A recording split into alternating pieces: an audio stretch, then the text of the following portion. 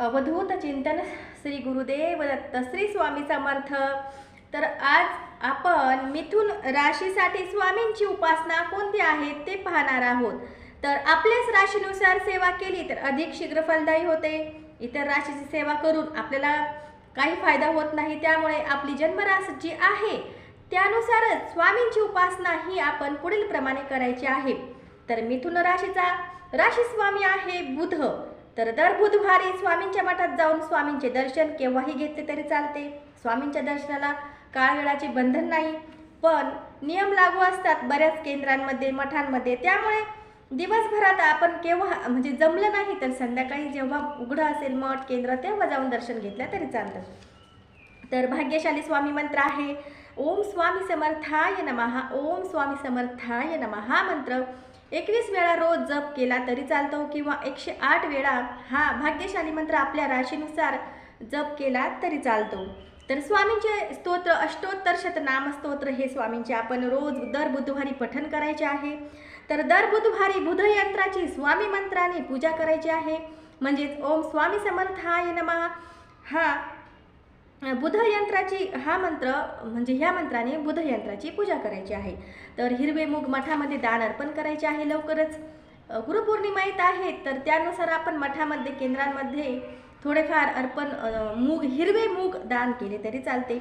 स्वामींच्या मठामध्ये वर्षातून एकदा का होईना पेरू अर्पण केले तरी चालतं। प्रसाद म्हणून आपण पेरू आपण नेतच असतो, आपण इतर वेळेस केळी नेतो दर गुरुवारी। तसंच आपण मठामध्ये किंवा केंद्रामध्ये पेरू अर्पण केले तरी चालतात। ज्या वेळेस मोसम असतो ज्या ज्या फळांचा त्यावेळेस ते फळ अर्पण केले तरी चालतात। दुधी हलवा वर्षातून एकदा स्वामींच्या मठात अर्पण केला तरी चालतो। जेव्हा आपण आरतीला जातो तेव्हा आपण आपल्या परीने का होईना थोडाफार दुधी भोपळ्याचा हलवा हा स्वामींच्या मठात अर्पण करायचा आहे। हिरवे वस्त्र हे सुद्धा स्वामींच्या मठामध्ये अर्पण करायचे आहे। आणि स्वामींच्या मठामध्ये केंद्रामध्ये किंवा मठामध्येच चांदीची निरांजनी, म्हणजे आता धातू म्हटल्यावर धातू कसं काय अर्पण करणार, तर त्याची वस्तू आपण घेऊन चांदीची वस्तू आपल्या परिस्थितीनुसारच आपण दान करायचं आहे।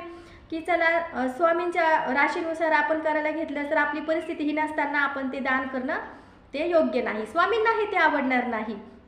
तर स्वामींना तर फक्त मनातला भोळा भाव हा स्वामी बघत असतात, पण आपल्याला राशीनुसार आपल्याला अधिक फळ मिळण्यासाठी स्वामींना ते प्रसन्न करण्यासाठी आपल्याला ते करायचं असतं। परिस्थिती असली तरच चांदीची निरांजनी ही आपण मठामध्ये दान अर्पण करू शकतो।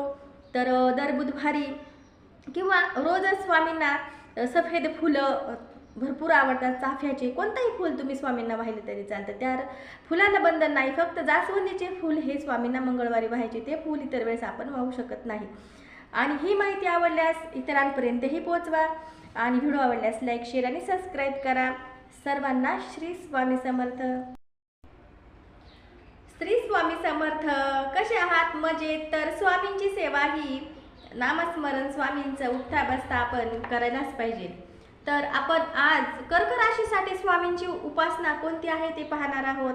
तर कर्क राशीसाठी स्वामींची उपासना आहे राशी स्वामी कर्क राशीचा आहे चंद्र।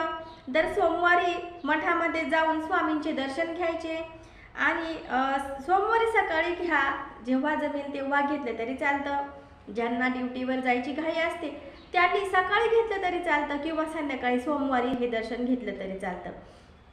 आणि सोमवारी आपण म्हणजे स्वामींचा हा भाग्यशाली मंत्र हा दर सोमवारी किंवा आपण रोज हा जप करायचा आहे।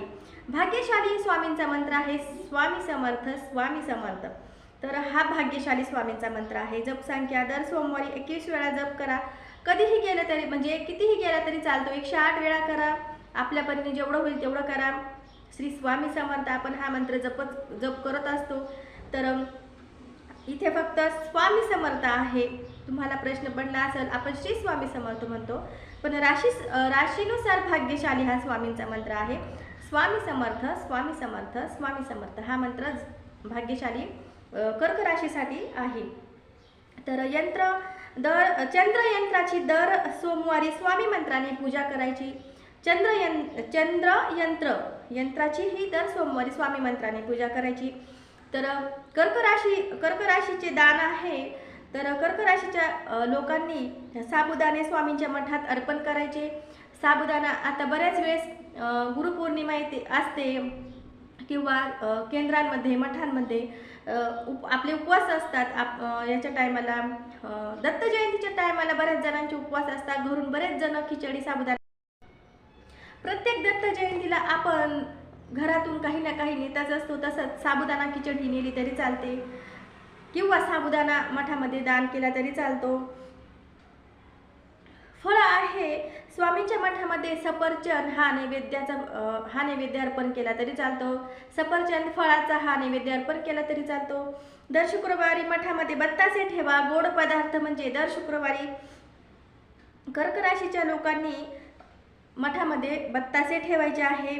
पांढरे वस्त्र दान करायचे आहे.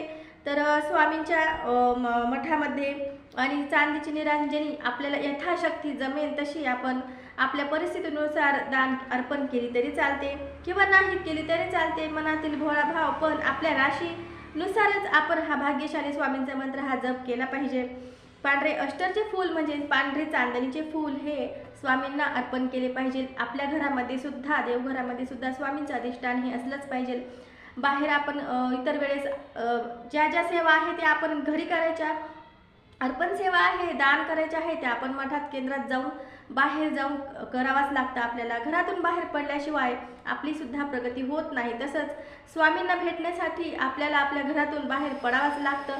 कारण आपण एक पाऊल उचललं स्वामींसाठी तर स्वामी आपल्यासाठी हजार काय भरपूर म्हणजे कोट्याने खोटी पावलं आपल्यासाठी उचलत असतात. त्यामुळे स्वामींच्या सेवेमध्ये आपल्या राशीनुसारच मी तुम्हाला ही सेवा सांगितली आहे. कर्क राशीची ही सेवा झाली. व्हिडिओ आवडल्यास लाईक शेअर आणि सबस्क्राईब करा. सर्वांना श्री स्वामी समर्थ.